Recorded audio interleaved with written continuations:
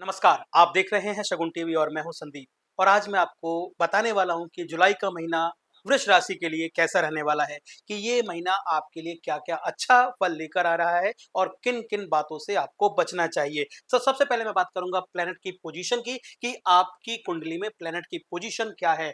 ये एक मैंने जेनेरिक कुंडली बनाई है, 2 मैंने यहाँ लिखा वृष राशि। तो वृष राशि में जेनेरिक कुंडली आपकी थोड़ी-सी अलग हो सकती है कि आप कब हुए उसका प्रभाव थोड़ा-सा पड़ सकता है। कई बार आप जैसे वीडियो देखते हैं, ज्योतिषाचार्य की बात करते हैं, तो आप कहते हैं कि ये हमसे पंडित जी बिल्कुल भी मेल नहीं खा रही है। तो वो आपकी जन्म कुंडली के हिसाब से हो सकती है, नाम कुंडली के हिसाब से हो सकती है। ये जो मैंने बनाया है, ये बनाया है चंद्र कुंडली के हिसाब से। यानी अब आप ये समझ लीजिए कि भई वृष राशि वालों के लिए जो प्लैनेट की पोज़ीशन है वो ये है और इसके हिसाब से आपको क्या-क्या परिणाम आ सकते हैं। तो यहाँ पर वृष लिखा, 2 लिखने के साथ ही सूर्य की स्थिति तीसरे घर में है और बुध की स्थिति तीसरे घर में है। ये आपको क्या परिणाम देगी, ये मैं आपको बताने वाला हूँ। यानी या चौथी 1, 2, 3, 4, 5, 6 प्लैनेट की जब हम काउंटिंग करते हैं तो ऐसे करते हैं। यानी दूसरे घर में आपको सूर्य और बुध मिलेंगे, तीसरे घर में आपको बुध और गुरु मिलेंगे, चौथे घर में केतु का साया है, 5वां घर खाली है, छठा घर खाली है, 7वां घर खाली है, 8वां खाली है, 10वें घर में राहु है और 11वें घर में शनि महाराज हैं। तो ये रही आपकी प्लैनेट की पोजीशन। इस पोजीशन के हिसाब से आपको आपकी कुंडली में क्या-क्या प्रभाव देखने को मिलते हैं, ये बात कर लेते हैं। क्योंकि यहाँ पर 9वें घर की जब जब हम भाग्य की बात करते हैं, कर्म की बात करते हैं, पिता की बात करते हैं, यहाँ पर राहु देव हैं। इसका प्रभाव देखने को मिलेगा। चौथे की बात करते हैं तो यहाँ पर माता और पैतृक संपत्ति, भूमि, भवन, वाहन की बात करते हैं तो यहाँ पर केतु का साया देखने को मिलेगा। वहीं अगर मैं संपत्ति की बात करता हूं, धनोपार्जन की बात करता हूं तो सूर्य देव और बुध देव आपकी बुद्धि को बढ़ा रहे हैं और सूर्य उसमें धन की प्राप्ति करा रहे हैं। वहीं मैं बात करता हूं या भ्राता भाव की बात करता हूं, छोटी छोटी यात्राओं की बात करता हूं, तो ये मैं बात करता हूं तो यहाँ पर बुध और गुरुदेव हैं।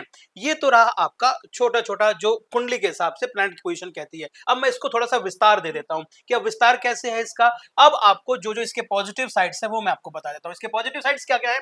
आय के नए अवसर बनेंगे क्योंकि दूसरे भाव में धन की बात हो रही है, आय के नए अवसर प्राप्त होंगे, करियर में आपको प्रगति प्राप्त होगी, नई जिम्मेदारियां आपको मिल सकती हैं।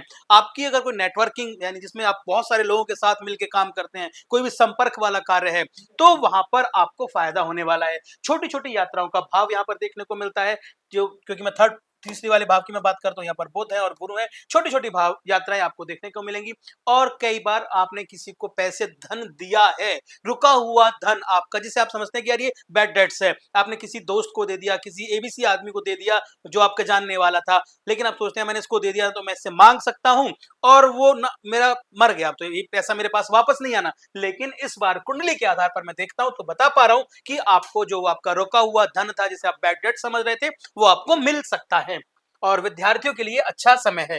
तो ये तो रहे अच्छे अच्छे पॉजिटिव साइड्स। कुछ मैं आपको सावधानियां भी बता देता हूं। परिवार में मतभेद हो सकते हैं। मतभेद होना अच्छी बात है, ये कोई दिक्कत नहीं है इसमें। 2 परिवार में हैं बंदे और उनके बीच में अगर मतभेद होता है तो बहुत अच्छी बात है। लेकिन इन मतों को आप मत की तरह ही देखें, मन पर ना लेकर आएँ, इनको मनभेद ना होने दें। अच्छा, खर्चे बढ़ेंगे आपके। ये बात कंफर्म है कि आपके खर्चे बढ़ने वाले हैं। वो खर्चे इसलिए बढ़ने वाले हैं, आप यहाँ देखेंगे खर्चे के भाव में शनि महाराज हैं, तो आपको मानसिक तनाव भी देंगे और आपका खर्चा भी बढ़ाएंगे। आपको कुछ ना पाचन की समस्याओं में दिक्कत आ सकती है, गले में दर्द हो सकता है। निवेश अगर आप कर रहे हैं थोड़ा समझदारी से करें। धन प्राप्ति के योग तो हैं लेकिन अगर आपको निवेश करना है तो समझदारी के साथ हमें करना होगा। अपनी दिनचर्या पर भी ध्यान दें। तो ये थोड़ा सा सावधानियों की बात थी। अगर आप निवेश कर रहे हैं तो आपको ध्यान देने की जरूरत है। अच्छा जी, अब बात कर रहा हूं मैं कुछ अलग पॉइंट्स मैंने क्रिएट किए हैं जिसमें करियर और व्यवसाय है। आपको करियर में क्या अवसर प्राप्त होने वाले हैं या कैसा रहने वाला है, थोड़ा उसकी बात कर लेते हैं। करियर में आपको नई जिम्मेदारियां मिल सकती हैं। अगर आप किसी कंपनी में हैं, जॉब करते हैं, तो हो सकता है कि आपका जो आपका बॉस है आपको नई जिम्मेदारियां दे दे और उसके अगेंस्ट में कुछ पैसे का भी आपको लाभ हो। अगर आप टेक्निकल टीम से है, अगर आप सेल्स में है, तो उसमें भी आपको लाभ होने वाला है। कई बार आप देखते हैं कि भाई आपको कुछ सेल परचेज का काम है तो आपकी सेल बढ़ेगी, तो आपको यहाँ पर लाभ होने वाला है। कुछ बदलाव के भी इसमें संकेत देखने को मिलते हैं। आप इस महीने अगर आप देखेंगे वृष लगन में अगर आप हैं तो कुछ बदलाव भी आपको देखने को मिल सकते हैं, चाहे वो व्यवसाय के क्षेत्र में हो या फिर स्थान के क्षेत्र में हो। आपको इस दोनों तरह के बदलावों का सामना करना पड़ सकता है। धन और आर्थिक स्थिति की मैं बात करता हूं, आय के नए नए स्रोत बनेंगे। ये आप समझ लें क्योंकि तीसरे यानी धन वाले भाव में धन, कुटुंब और वाणी इस बार यही ज्यादा सक्रिय है आपका। धन, कुटुंब और वाणी, और तीसरा छोटे भाई, छोटी-छोटी यात्राएँ, ये दोनों चीज़ें ज़्यादा सक्रिय हैं। बाकी चीज़ें हैं क्योंकि आप यहाँ देखेंगे तो 11th हाउस में शनि है, 9th हाउस में राहु है, लेकिन आपके जो सूर्य और बुध हैं और बुध और गुरु हैं वो 3rd और 4th यानी दूसरे और तीसरे भाव में हैं, तो रुके हुए धन की प्राप्ति जैसा मैं बता रहा था, व्यय में वृद्धि भी होगी, नियंत्रण रखने की आपको आवश्यकता है। परिवार की मैं बात करता हूँ, परिवार से रिश्ते कैसे हो सकते हैं? क्योंकि कुटुंब की मैं बात यहीं से होगी, धन, कुटुंब और वाणी। तो यहाँ पर कुटुंब की मैं बात करता हूँ तो छोटे भाइयों से, छोटे बहनों से, बड़े भाइयों से आपको सहयोग प्राप्त होगा।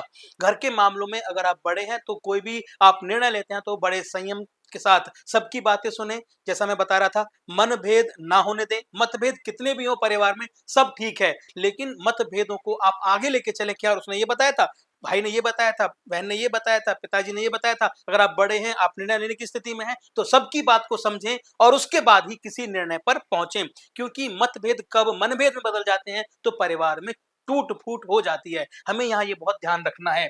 परिवार के मामलों में आपको धैर्य रखना है, रिश्तों में सामंजस्य बना के आपको चलना है। अच्छा, थोड़ा-सा मैं आपको ये भी बता दूं, स्वास्थ्य की बात कर लेते हैं। स्वास्थ्य में कैसा होगा? पाचन तंत्र पर विशेष ध्यान देना है। पेट के विकार, पेट रोग आपको थोड़े-थोड़े से हो सकते हैं। पता लगा जी आपको व्यायाम की आवश्यकता है, आपको योग की आवश्यकता है, तो आप पाचन तंत्र पर विशेष ध्यान दें।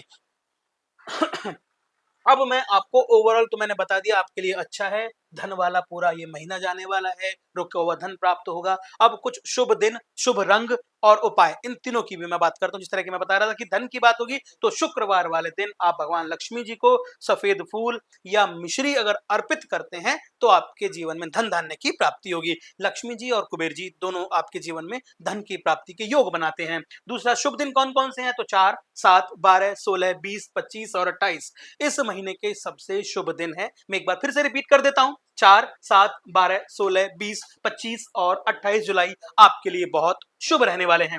शुभ रंग आपके लिए हरा, सफेद और क्रीम कलर का है। हरा, सफेद और क्रीम कलर आपके लिए बहुत बहुत शुभ रहेगा। तो मुझे लगता है मैंने सारी चीजों को इंक्लूड कर दिया है। पूरे मासिक राशिफल के हिसाब से मैंने आपको बता दिया क्या स्थिति है ग्रहों की, उनके प्रभाव क्या हैं और किस भाव में कौन सा ग्रह यहाँ पर उपस्थित है। अगर इसके बाद भी आपका कोई सवाल बचता है या आपकी कुंडली से जो मेरी बातें मेल नहीं खाती हैं तो आप मुझे डीएम कर सकते हैं और मुझसे पूछ सकते हैं, लेकिन उसके लिए आपको रिक्वायरमेंट यही होगी कि आपका नाम, आपका जन्म स्थान, आपका प्लेस ऑफ बर्थ, ये चीजें जो है टाइम ऑफ बर्थ आपको एक्यूरेट पता हो, जिससे कि हम लोग ये बता पाए, निरीक्षण कर पाए कि आपकी कुंडली क्या कहती है। वीडियो में अंत तक बने रहने के लिए आपका बहुत बहुत धन्यवाद। नमस्कार।